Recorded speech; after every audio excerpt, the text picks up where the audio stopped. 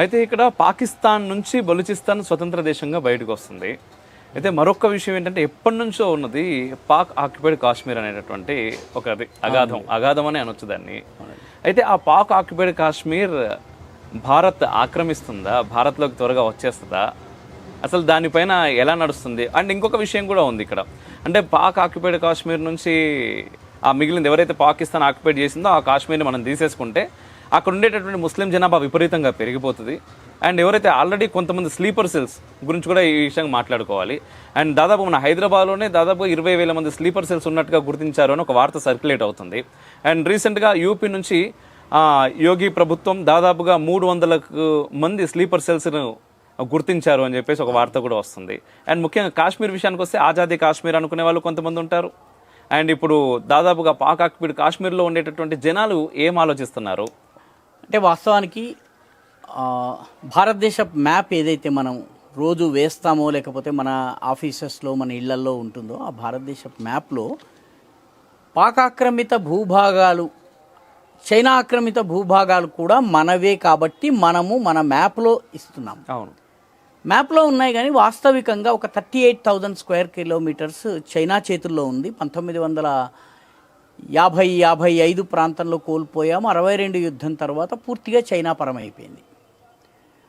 తరువాత కొంత భూభాగం పాకిస్తాన్ ఆక్రమించుకుంది, దాదాపు 78,000 చదరపు కిలోమీటర్లు. అందులో పాకిస్తాన్ ఆక్రమించుకున్న భూభాగాన్ని రెండుగా డివైడ్ చేసి గిల్గిట్ బల్టిస్తాన్ని వేరుగా, మిగతా భాగాన్ని మీర్పూర్, ముజఫరాబాద్, కోట్లీ ఈ ప్రాంతాన్ని వేరుగా చేసింది. మీర్పూర్, ముజఫరాబాద్, కోట్లీ ప్రాంతం ఏదైతే ఉందో దానిని ఆక్రమిత కాశ్మీర్ అంటున్నారు.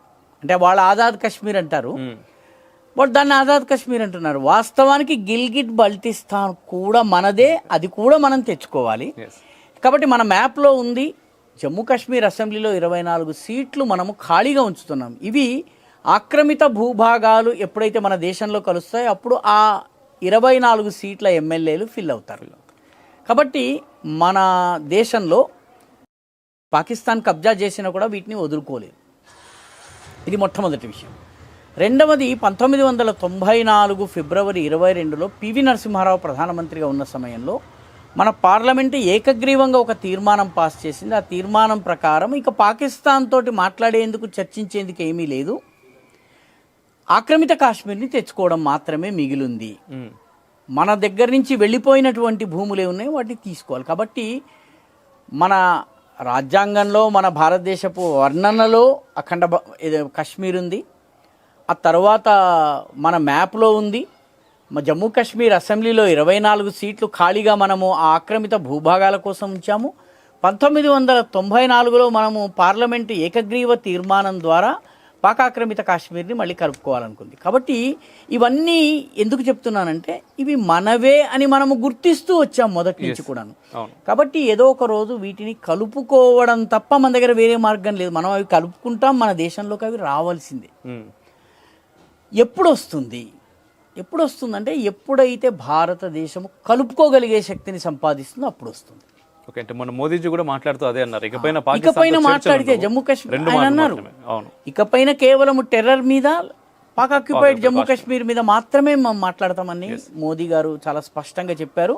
బహుశా భారత ప్రధానమంత్రుల్లో ఎవరు కూడా ఇంత స్పష్టంగా ఈ విషయం చెప్పలేదు. పాకిస్తాన్పై చర్చ జరిగితే కేవలం పాక్ ఆక్యుపైడ్ కాశ్మీర్ మీద జరుగుతుందని అన్నారు. చాలా పెద్ద విషయం, పెద్ద మాటది. మోదీ అన్నాడు అంటే మోదీ దృఢంగా నిలబడతారు కాబట్టి ఆయన ఏదో గాలిలో అన్నటువంటి మాట ఇది కాదు. కాబట్టి పాక్ ఆక్రమిత జమ్మూ కాశ్మీర్ ఇవాళ కాకపోతే రేపు, రేపు కాకపోతే ఎల్లుండి మన దేశంలో కలుస్తుంది. అయితే ఎప్పుడు కలుపుకోవాలి? కలుపుకునే సమయంలో అక్కడ ఉన్నటువంటి ప్రజానీకం విషయం ఏమిటి? ఎందుకంటే కేవలం భూమి తీసుకుని ప్రజలు మాకు అక్కర్లేదు అని మనం అనలేము. భూమిని తీసుకున్నప్పుడు ఆ భూమిలో నివసించే ప్రజలను కూడా మనం తీసుకోవాలి. మనము ద్విజాతి సిద్ధాంతాన్ని నమ్మము. హిందువులు, ముస్లింలు వేర్వేరని భారతదేశాన్ని నమ్మలేదండి. మన రాజ్యాంగం నమ్మలేదు, మన నాయకులు నమ్మలేదు, మన దేశంలో ఉన్నటువంటి ఏ రాజకీయ పార్టీ ఇంక్లూడింగ్ బీజేపీ ఎవ్వరు కూడాను హిందువులు, ముస్లింలు వేర్వేరని భావించవు. కాబట్టి వాళ్ళని కూడా మనం తీసుకోవాలి. మనం వాళ్ళని ఎప్పుడు తీసుకోవాలి? ఎప్పుడైతే వాళ్ళను మనం జీర్ణం చేసుకోగలమో అప్పుడు తీసుకోవాలి. అంటే నేను ఎప్పుడు ముద్ద మింగాలంటే ఆ ముద్ద నా గొంతు దిగగలగాలి, అది దిగిన తర్వాత నా జీర్ణక్రియ ప్రభావవంతంగా ఉండాలి, జీర్ణక్రియ బాగా జరిగి ఎవడైతే ఉండలేని వాడు ఉన్నాడో వాడిని బయటకు పంపించే ఏర్పాటు దాకా ఎస్ రెండో రోజు తెల్లవారుజామున లేచిన తర్వాత చెంబు పట్టుకుని బయటకు వెళ్తాను చూడండి, అలా బయటకు పంపేంత వరకు సామర్థ్యం ఉంటేనే మనము పాకాక్రమిత భూభాగాల్ని కలుపుకోవాల్సి ఉంటుంది. కాబట్టి పాకాక్రమిత భూభాగాన్ని తీసుకోవాల్సిందే. తీసుకునే సమయంలో పాకిస్తాన్లో ఉన్నటువంటి ఆక్రమిత భూభాగంలో ఉన్నటువంటి ప్రజలు, ఎందుకంటే పాకిస్తాన్ అక్కడి జనాభాను మార్చేసింది, పంజాబీల్ని తీసుకొచ్చి కూర్చోబెట్టింది, గిల్గిట్ బల్టిస్తాన్లో పంజాబ్ నుంచి వచ్చిన వాళ్ళని కూర్చోబెట్టింది, ఖైబర్ పఖ్తూన్వా నుంచి వచ్చిన వాళ్ళని కూర్చోబెట్టింది.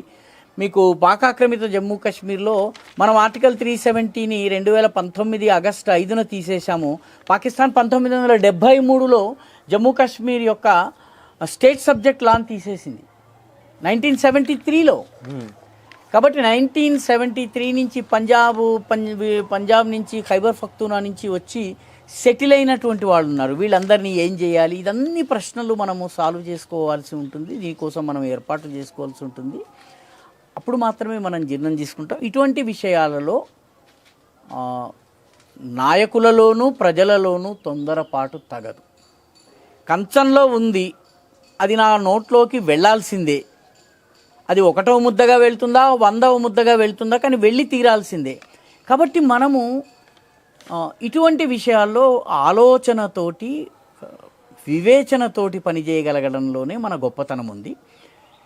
నేను ఒక చిన్న ఉదాహరణ ఇస్తాను. మనకన్నా ఏ రకంగానైనా కూడా చైనా బలవంతమైనటువంటి దేశం, మనకన్నా చాలా బలమైనటువంటి దేశము, సైన్యం కానీ ఆర్థికంగా కానీ అన్ని రకాలుగాను. ప్రపంచంలో అమెరికాకి ధీటుగా నిలబడగలిగే దేశం చైనా, వరల్డ్లో నంబర్ 2 దేశం చైనా. అంత పెద్ద చైనా తైవాన్ అనే బియ్యం గింజ సైజులో ఉండేటటువంటి చిన్న దేశాన్ని ఇప్పటి వరకు కలుపుకోలేదు.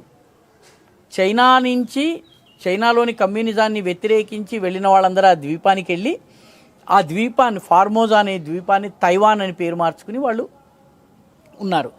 ప్రజలు చైనీస్, వాళ్ళకి చైనాతో కలవాలనుంది, అయినా కూడా చైనా దాన్ని ఆ బియ్యపు గింజంత పెద్ద కోడి పుంజంతటి చైనా ఆ ఒక్క బియ్యం గింజను తినలేకపోతుంది.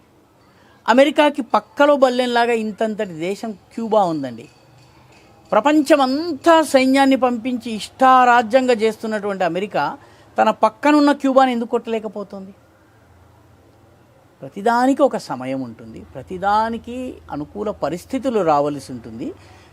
అమెరికా క్యూబాని కొట్టలేనప్పుడు, చైనా తైవాన్ని పట్టలేనప్పుడు, ఇప్పటికిప్పుడు పాకాక్రమిత జమ్మూ కాశ్మీర్ని మనం ఏదో తినేసేసి అది గొంతు లోపల గలేకి హడ్డీ లాగా, అది కబాబ్కి హడ్డీ గలే మే అటక్ గయి అన్నట్టుగా ఇరుక్కుని తర్వాత లాక్కోలేక పీక్కోలేక సర్జరీలు చేయించుకోవటం, ఈ సమస్యల కన్నా కూడాను ఆ 2 దేశాల అగ్రరాజ్యాలు, వరల్డ్ నంబర్ 1 నంబర్ 2 ఏదైతే ఓపికను ప్రదర్శిస్తున్నా అదే ఓపికని భారత ప్రభుత్వము ప్రదర్శించాలి, భారత ప్రజలు ప్రదర్శించాలి. ఇది పిరికితనం కాదు, ఇదేదో భయపడటము కాదు, లేకపోతే ఇదేదో ముందు వెనకలాడటము కాదు. సరైన సమయం వచ్చినప్పుడు కలుస్తుందండి. 1945లో జర్మనీ వేరైంది, 2 జర్మనీలు అయింది. 1989లో 2 జర్మనీలు కలిసిపోయినాయి. కాబట్టి ఈ రకంగా మనము అనుకూలమైనటువంటి సమయం వస్తుంది. అనుకూల సమయంలో తప్పనిసరిగా పాకాక్రమిత జమ్మూ కాశ్మీర్ భారతదేశంలో కలుస్తుంది.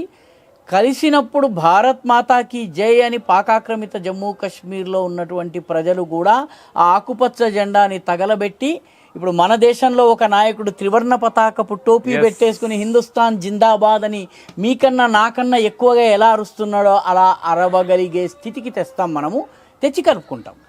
సార్ చాలా అద్భుతంగా ఉంది సార్, మీరు చెప్తుంటే నాకు విజువల్గా కనిపిస్తూ ఉంది, అంతా చాలా బాగుంది, చాలా బాగుంది.